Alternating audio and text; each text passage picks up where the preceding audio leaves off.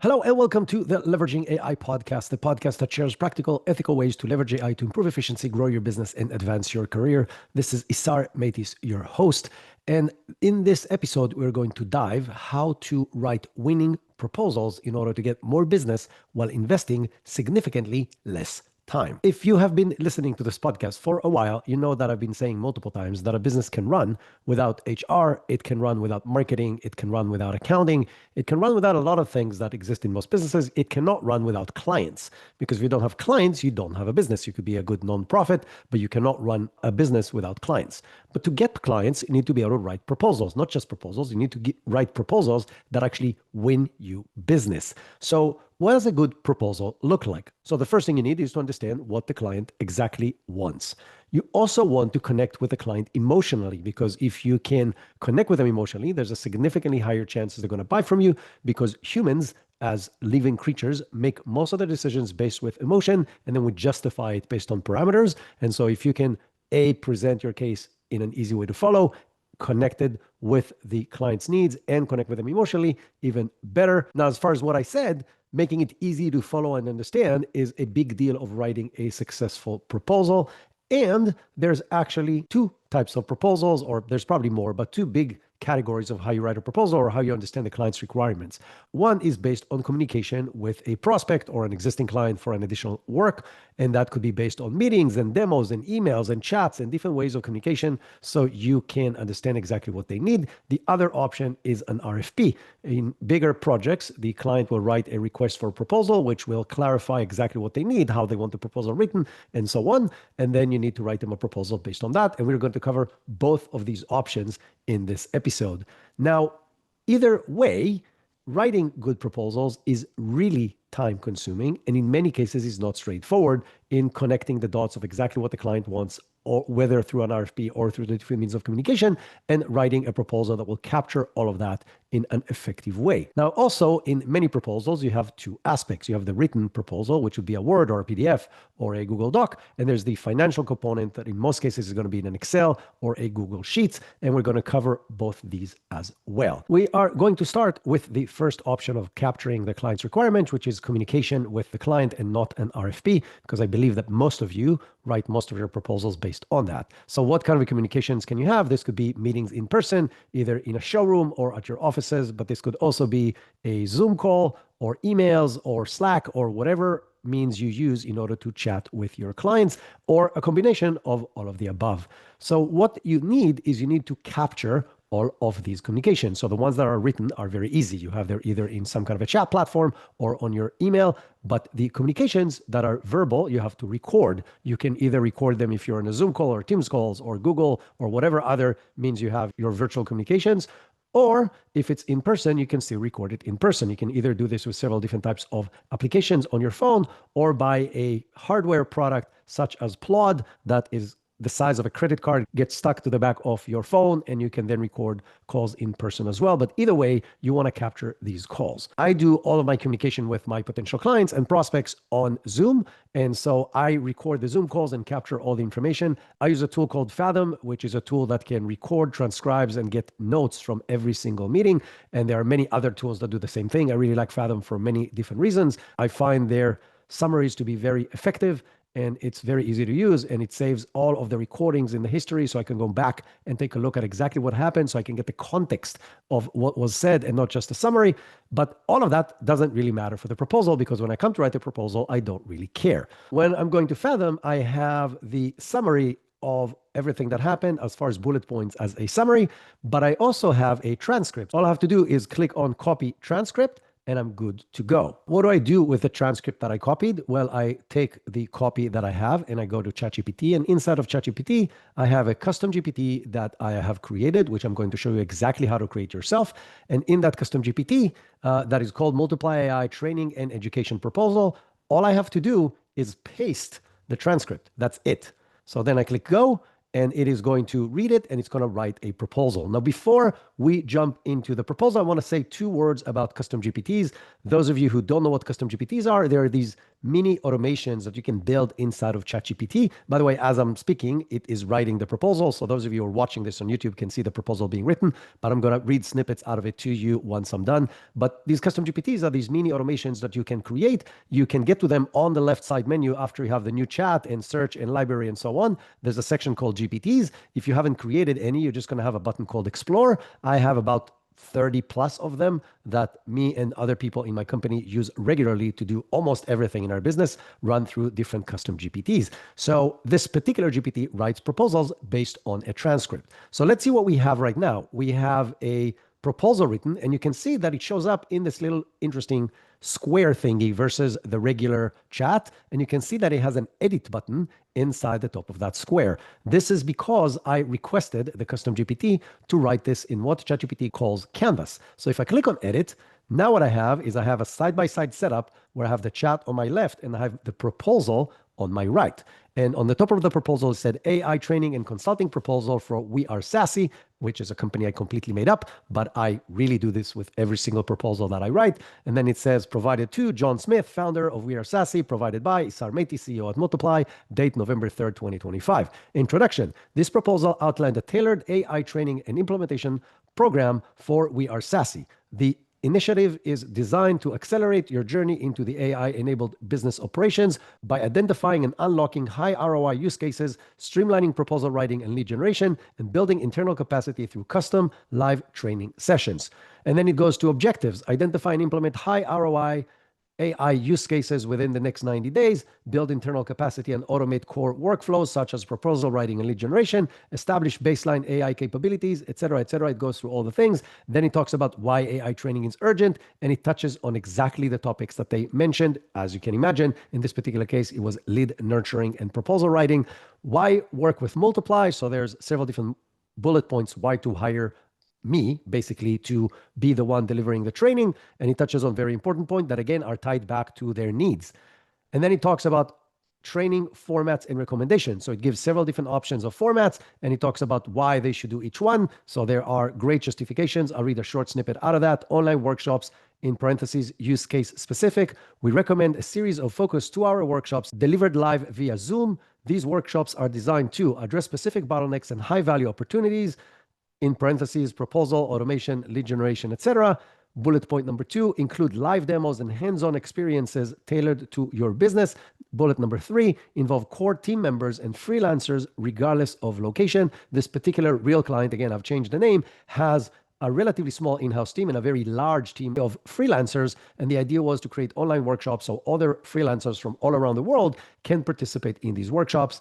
And then it goes to other options that they could do instead or in addition to the 2-hour workshops that were suggested. Then it goes to a roll-up plan. What happens in November? What happens later on? What happens in December? What happens next year? Then it goes to pricing. Then it goes to data preparation and confidentiality, like what kind of data they need to provide to me, and so on and so forth. It's a really long and highly detailed proposal. Now, I know that those of you who've never done anything like this go, holy crap, I want something like this. How the hell did you just do this? And so 2 things before we dive into how I did this. The reason I do this within Canvas, which again is this format where I can see the document on the right and the chat is on the left, is because now I can edit the document. If I want to add another objective or I want to change the objectives, I can click inside of it and I'll just type. And I can now type whatever I want inside this document. I can delete components. I can add components. I can reorder a component just by copying and pasting. Think about it as having Microsoft Word or Google Docs within ChatGPT. Now, the other thing that is very helpful, because it is within ChatGPT, I don't have to do the editing manually. So one of the things here, it says, why work with Multiplai? And it has already existing 4 bullet points. The third one is combines business acumen with AI expertise to focus on real practical ROI. Sounds great, but let's say I want to say more about it that is related specifically to their business. I can highlight this section. And then when you highlight anything within Canvas, there it pops up a little pop-up thing. And one of the options there, it says Ask ChatGPT. So if I click on that, now it is going to work related only to the highlighted area. In this case, a specific bullet point. And I can say, please provide more information about this aligned with the needs of the client. And then it is going to rewrite just this one bullet point As you can see now, or those of you who can't see, I will read it. There used to be just one sentence, and now it's an entire paragraph with more information related specifically to the conversation that I had with the client.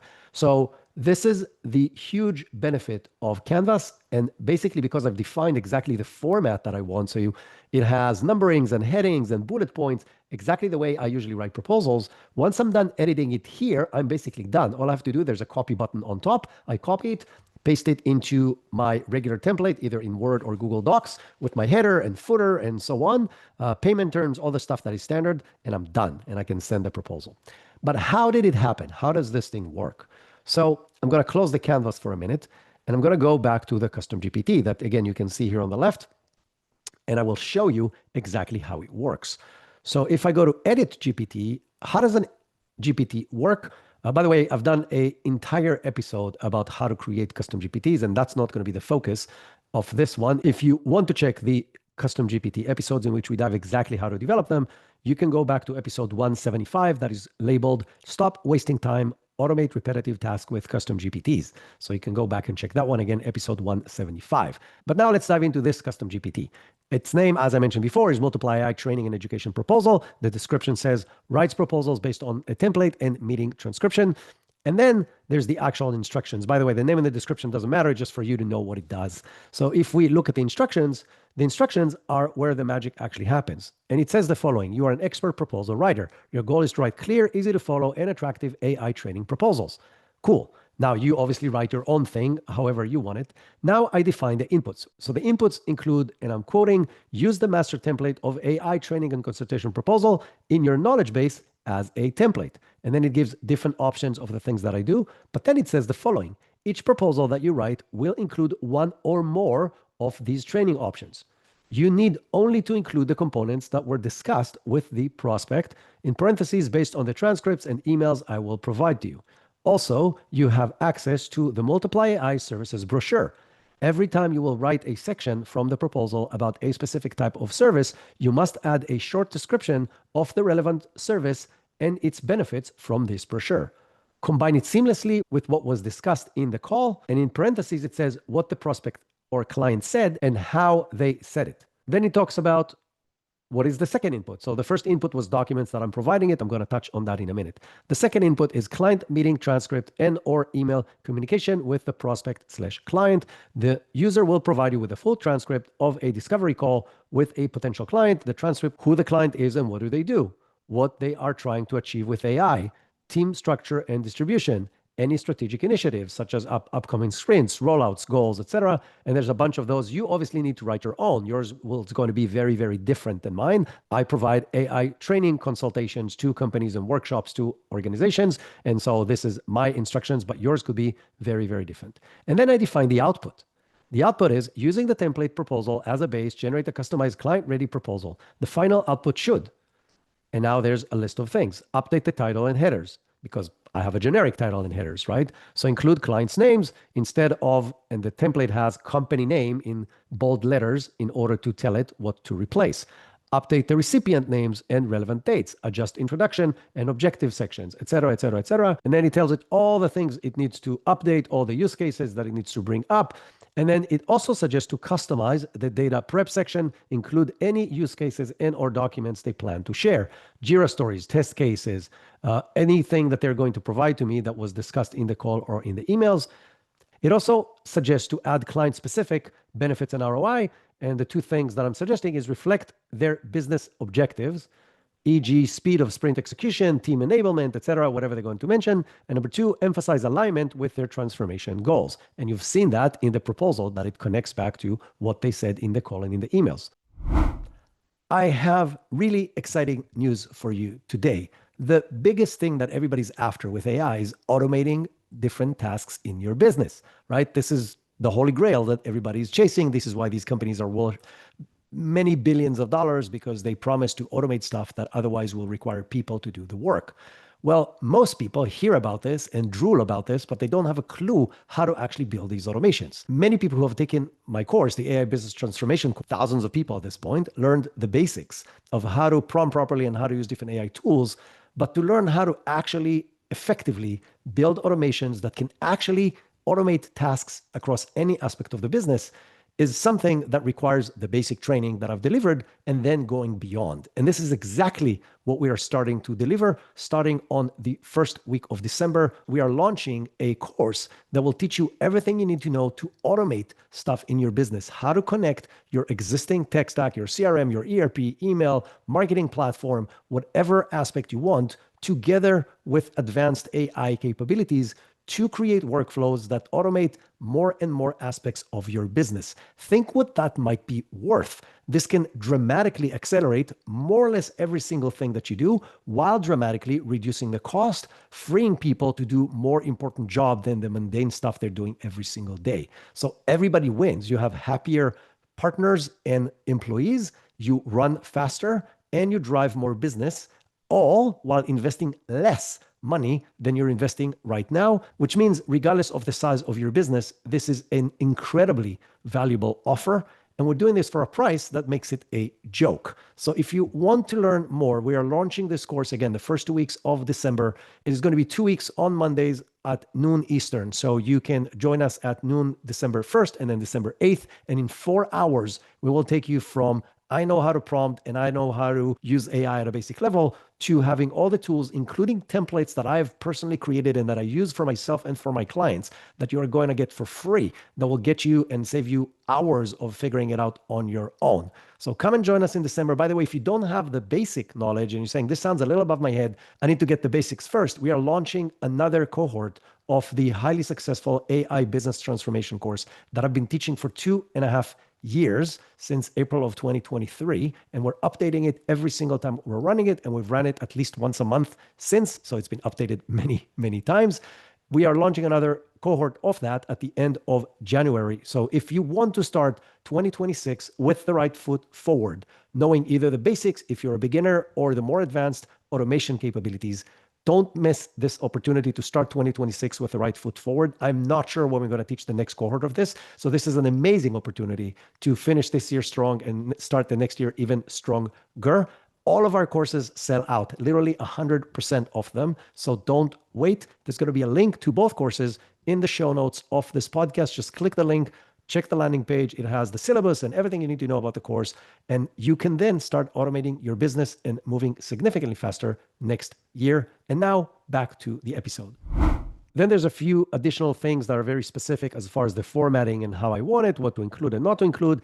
And in the very, very last sentence, it says, write the proposal in Canvas, which means it is going to write it in that format that allows me to edit the proposal and work in collaboration with ChatGPT on making it perfect. So what else is in the custom GPT? There is the knowledge base. What is the knowledge base? The knowledge base is where you can give the custom GPT additional information. In this particular case, there are 2 files. The first file is the master template of AI training and consulting. And that template has literally every single service that I provide, which I will never actually use in a real proposal, but it allows the AI to then pick and choose the different services that was defined in the conversation with the client. So as you heard in the instructions, I tell it to pick and choose just the component that it needs. The other document is the Multiplai services brochure. This has a much longer description of the different services that I provide, and the AI knows how to pick from that in order to describe the services and the benefit that they provide to the client based on what they said and based on their needs. And then the final section here, it says capabilities. And in the capabilities, you can choose different options like web search, Canvas, image generation, code interpreter, and data analysis. And the only thing I checked is Canvas because it's the only thing I need. And that is it. If you take this exact concept and make it your own, meaning combine your proposal template and your information about the services and product that you sell with instructions on how to use a transcript or any other means of communication with the client, you'll be able to write your own proposals. Something that used to take me about 2 hours takes me about 15 minutes right now, with most of the heavy lifting actually done by AI. But as we mentioned, this is just one aspect of the proposal. You also need the financial side of it. You want to deliver an Excel, sometimes a very complex Excel with multiple tabs and multiple formulas that are connecting it together.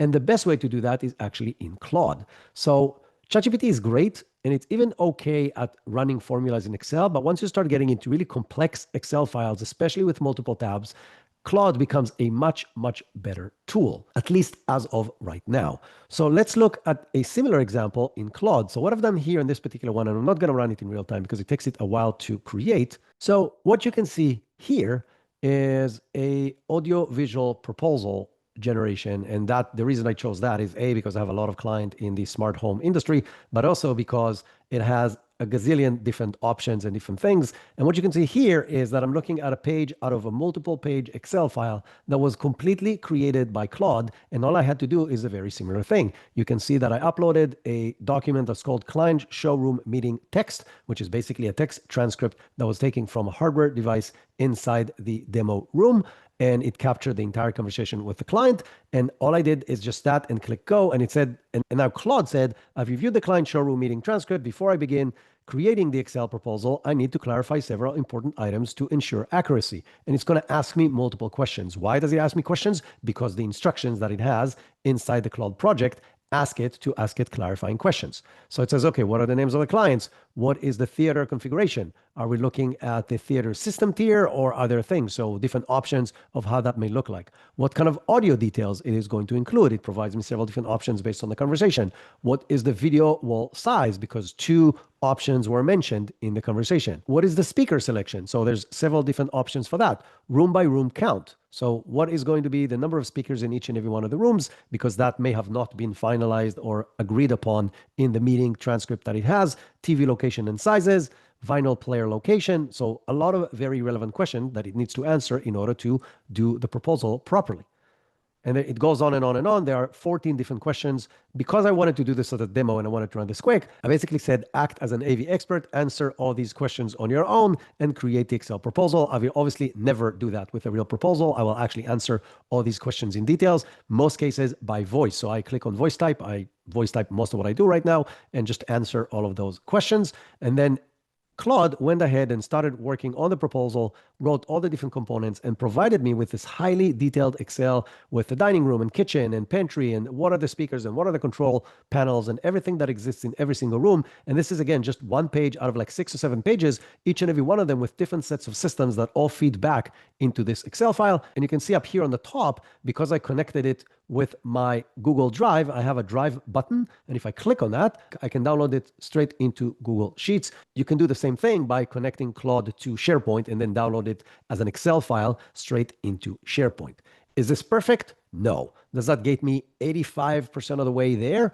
100%. And sometimes it gets me 98% there with all the different tabs, all arranged, all in the format that my client is using to provide answers to their clients. And it all is generated instead of in a few hours, in a few minutes. And again, all these minutes are spent by Claude and not by you. So all you have to do is upload the transcripts or any other notes or communications that you had with a client, and it will write this proposal. And then the following step is very similar, right? It is combined into a proposal as you have seen before. So I can actually take the output from this, upload it to the other custom GPT, or create a similar concept inside of Claude. So in Claude, custom GPTs are called projects, and this works exactly the same. So now let's take a look at how this is created. So this thing, if I go to projects in Claude, and this, it looks like a little folder thing on the left menu in Claude, you can see that I have AV proposal generation, and you can see that it has multiple files connected to it, like showroom meeting agenda, template, round examples, blah, blah, blah, blah, blah, different PDF files of different things and how the output should look like. And then it has instructions, just like we have seen before. So Claude Project AV Proposal Generator, converting client consultation transcripts into detailed Excel proposal. And then it has project overview and knowledge requirements and core workflow and the different phases. So that's phase 1, transcript and analysis. And it has several different phases. You can see that in phase 1, it goes through transcript analysis and clarification. That's where it's going to review the transcript and ask me questions. And there's a bunch of them. And then there's phase 2, the actual Excel generation. But inside the Excel generation, there are multiple steps. And it's going to generate that highly detailed Excel file. So quick summary before we continue. Once you create either a Claude project or a custom GPT in ChatGPT, you can then take the transcript or communications that you had with clients and prospects, upload them, and get a proposal that is almost completely ready, both the pricing side of it in a highly complex multi-tab Excel file and the written proposal that will go with that. But now let's talk for a minute about working with RFPs, because some proposals have that. By the way, I have two really interesting bonus things in the end. So even if RFPs are not interesting to you, stick around. I promise you it will be worthwhile. But let's talk about RFPs for a minute. So in this particular case, I went to a government website and downloaded a construction RFP. It's called Solicitation, Offer, and Award.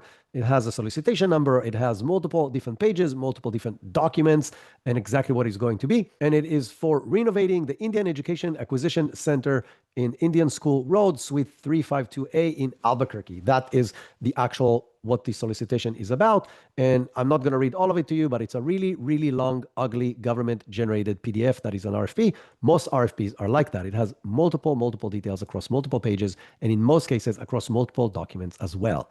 So how do you use that to write the document? The first thing to write the proposal, the first thing you need is to understand exactly how the document structure works, or the documents work, and to get answers on whether you can even bid on that. Do you have the right expertise? Do you have the right licensing? Do you have the right insurance? Do you have et cetera, et cetera? And that goes into the process of how do you work with a document inside of these AI tools. And this is what I'm going to teach you right now. So the trick here is to have a detailed understanding of what's in the document while reducing the hallucinations that AI has when it's reading documents, and reducing the amount of time it will take you to verify that it's not actually hallucinating. So you can see that I started a conversation with ChatGPT, by the way, on this particular process of working with documents as of right now. So November of 2025, ChatGPT works better than Claude and Gemini in the capacity that I'm going to show you. So I've uploaded the multiple documents. It's just one PDF, but there's multiple documents in it. And then, or you can upload it, by the way, as separate documents. And then I wrote the following. You are an expert government proposal writer who specializes in writing winning proposals for government construction RFPs. You will be provided with a document as an attachment and several questions you should answer. But then before I actually asked the question, I added the following component, which is the most critical aspect of all of this, and is what I really want you to remember from the whole RFP thing. So a few important rules for this process. 1, you must use information only from the document I attached. 2, do not use any other sources for any step of this task. Sounds redundant, but it's not really, because it covers the two sides of that story, and it increases the chances that the AI will use just the information that you provided it. Number 3, and this is where it becomes very, very critical. If you cannot find the information that is directly related to the questions you are asked in the original document, simply respond with, and then in quotation marks, I put insufficient information. You can put whatever thing in that quotations. You can say information not available, or NA, or whatever you want. Why is this so important? Because these AI systems are built to please. They want to provide you an answer. You're going to ask a question, you're going to get an answer. Even if the information doesn't exist in the document, in many cases, it will make it up in order to answer your question. However, if you provide it instructions, what it's doing, it's actually better than just providing a random question, because it is following your instructions, which is what it's built to do. So if you're telling it what to say if the information doesn't exist, there's a much, much higher likelihood it is not going to make it up, and it's actually going to say that the information doesn't exist in the same exact wording that you requested. And then number 4 is, for every question you are asked about this documents, you must include in every segment of your answer a citation in the following format. And then I have squiggly brackets, document name, comma, page number, comma, heading, comma, exact quote. Sometimes I ask for it in a table instead of just this format. But either way, you will see if I scroll down and I look at the answer, it answers. So I ask it a question about what is the performance period of this job once awarded. And you can see that it tells me performance period 365 days, in parentheses 365 calendar days from notice to proceed. And then it shows me in squiggly brackets exactly what I said. It gives it the document number, the page number, the name of the section, and then it actually gave me the exact quote. It also gave me another one because it found another reference to this in a separate document in that file. So you can see there's another place on page 16 in section F.1, commencement, prosecution, and completion of work. So you can see that it is very, very detailed in providing me these citations. Why are these citations important? They're important for 2 reasons. Reason number 1, it forces the AI to ground itself in something that actually exists in the document. Reason number 2, it allows me to very quickly verify that what the AI is telling me is actually correct. Because all I need to do right now is to go to the original document and copy and paste the quote that it has given me and hit Command F on the document and see if this quote actually exists. So let's try this. I'm going to hit Command F I'm going to paste it, and you can see that it actually exists exactly where it says. So now it highlights that section. I can see that it's really in the page that it said. I can see it's in the section that it says. And now I know this information is accurate. And I will do this for every single information that the AI gives me. And yes, it will take me another 3 minutes to do, or 5, or 15, or 25, doesn't matter. But I will know that all the information that I got, that finding it manually across several different documents will take me hours. Now I have the answers to all my questions related to this RFP. And then I also can verify that information is real. And once I have all of that, then I will take the outputs of this process, of the questions that I asked, and then I will upload them to a very similar process to what I showed you before. In this particular case, the instructions of the custom GPT, instead of relating to information that is coming from a conversation, it is going to be based on the information from the RFP. But other than that, it is a very, very similar process. So a quick recap of what you need to do based on what we've done so far. And then I'm going to give you the 2 bonuses that I promised you. One is you must record all your calls with the client and or prospect, whether it's in person or on Zoom or over your phone. You need to record these calls for all your salespeople in order to do this process effectively. And if you're not doing it right now, then start doing it. 2 is you need to create a solid, comprehensive template on both the Excel side and the Word/Google Docs side, because that is going to be the baseline for what the AI is going to use. Then you're going to start in a regular chat, so not in a custom GPT and not in a Claude project. You're going to start in a regular chat and explain to it what you're trying to do, including how you read the template and how to capture the customer's voice and tone and their needs and their fears and all of that.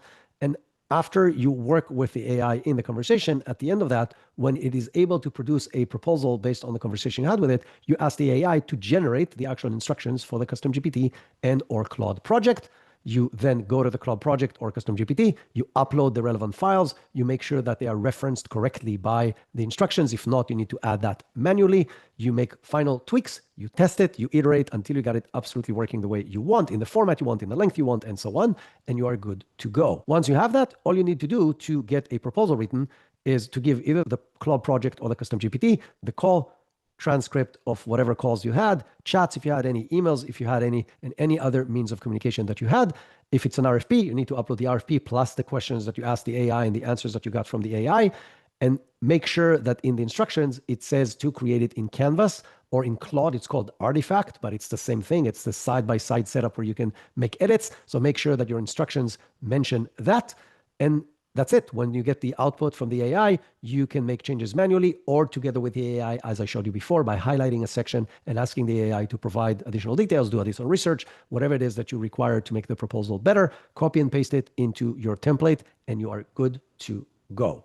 Now, I promised you 2 small important bonuses. So bonus number 1, in many cases, you want to write an email or a cover letter to go with the proposal. You're not just sending it, you want to add something to it. And over there, it is even more important to capture the emotional aspect and to make a connection on the emotional level with the potential client. And I have a custom GPT to do that as well. So let's take a quick look at one of them. This is an example I've actually done to Truist, which is a local bank here in Florida. They're actually in other places as well. Really big bank. And I will show you straight the instructions of what it does. But what it does, in this case, I already have the proposal. So I finished step 1. And you can see this is a custom GPT. And in this custom GPT, what I have is the instructions that are actually very simple and straightforward. And they say, you're an expert sales communicator specializing in capturing the attention of potential clients with proposal cover letters. Your task is to review the proposal that is uploaded, plus the information about the client, and to use Canvas to draft a perfect cover letter that would personalize to the client and will use the Truist Bank spirit and tone. And again, in this particular case, this is an example about Truist, but you will obviously make it about yourself. But then the instructions are actually very simple. Here are the instructions. 1, ask the user to upload the proposal. Once you have the proposal, ask the user for a link to the client's website. Once you receive the link to the client's website, please perform a thorough research on the client. Don't just look at the homepage of the website, but dive deeper to their About Us page, product and services pages, and learn as much as you can about them.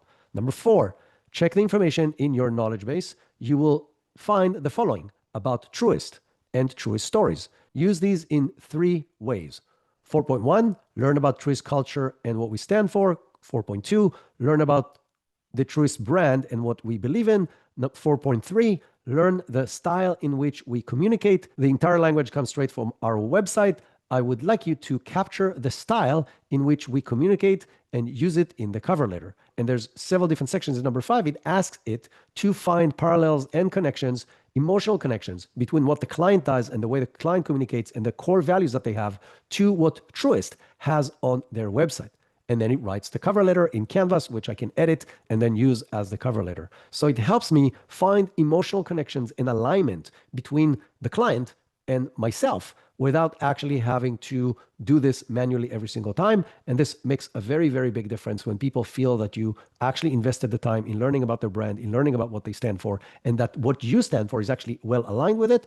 This definitely helps get the attention and will allow people to be in the right mindset, in a much more positive mindset when they review the proposal. And then the last thing that I want to show you, in many cases, proposals are really highly complex and complicated and not easy to follow despite all of our attempts. As an example, those AV proposals that I mentioned before, in many cases has multiple rooms and in some cases multiple buildings and in each and every one of them multiple systems. So even if you're very organized and trying to explain everything, it still becomes a very complex proposal. And what I want to show you is two ways on how to make it easy for the clients to understand what's going on. Both of them are happening inside of Notebook LM, which is a free Google tool that you can get to by typing notebooklm.google.com. This tool does a gazillion other things amazing, but in general, it's just very, very good at aggregating and summarizing and presenting information from multiple sources in a way that is easy to consume, which is exactly what we're trying to do with the proposal. So what you can see here on the left is that I've uploaded, first of all, 3 different PDFs, which are the different components of the proposal: the AV infrastructure, security system, and lighting control. Again, in your case, that might be very different things. And then there are multiple URLs to different components and systems that are included in this proposal. You can see that it gives me a general summary of what this thing is, but then on the top right, you have different options. You have audio overview, video overview, mind map, reports, and so on. And what I've used here, just to show you an example, the first one is I'm using the audio overview. And if I hit play, you're going to hear 2 different people explain about this proposal. For a modern home. Exactly. Think of it like the blueprint for making a house truly smart. It covers everything. That's right. It's not just, a list of TVs. It details the equipment, sure, but also all the pre-wiring needed for AV, security, even lighting control. It's a whole package. A comprehensive plan for a fully connected residence. Awesome, right? So then it goes, this is a 22-minute podcast that explains all the different components of this proposal that your client can listen to instead of you having to do the meeting, or it could be in any language you want, which is very helpful. So it's just a great way to present the overall really detailed proposal. But what is actually even cooler in these kinds of really complex multi-level, multi-layered proposals is actually to use a mind map. So if I click on the mind map, you can see, those of you who don't know what a mind map is, it's this multi-level brainstorming ideation tool, but in this case, it's just taking the information straight from the proposal. So you can see on the left, it says project proposal. And the first thing it does, it has 3 different components: AV infrastructure, security system, and lighting control system. I did not create this. It understood this on its own. So let's click on the AV infrastructure, and then it opens first floor, second floor, exterior, cable and hardware, labor, and costs. So either broken down by the components, broken down by cost, or broken down by the floor of the house and or exterior. So let's go to the second floor as an example. So now I can see on the second floor, it shows me the rooms: office guest room 2, guest suite 3, and then WIC. So let's look at the office and guest room. And if I click on that, it shows me all the different components that is going to be there. And there's like 25 of them. If I click on one of those, so let's say Leon speakers something, it is going to then write me a summary of these speakers about how they are, what they do, based on all the information in the proposal. I could have clicked on other steps and see a summary of the floor and all the things that comes with it, or the entire exterior, or any level that I want. I can dive in and get a written summary. So it's a really, really easy way for me to understand a really complex multi-tier proposal. Forget about me. It allows the client to very easily, in a graphic way, to follow the different components and dive into whatever section they want without looking at 3 different proposals with 3 different PDFs, each and every one of them 25 pages long, and trying to understand how the structure and how it works. So these are just several different ways on how you can enhance the deliverable of your proposal to make it easier for your client to actually understand what it is that you're offering, which dramatically increases the chances that they're actually going to hire you to do the job. That is it for today. If you enjoyed this episode, please hit the subscribe button and also give us a nice review on either Apple Podcast or Spotify, wherever it is that you're listening to this podcast. And while you're at it, click on the share button on the corner of your screen and share this with other people that can benefit from this podcast. I'm sure you know a few people, and if you do share it with them, they will appreciate it. I will appreciate it, and you've done a good thing and will feel great about yourself. So why don't do this? It will take you about 3 seconds to do. That's it for today, and until the next episode, have an amazing rest of your week.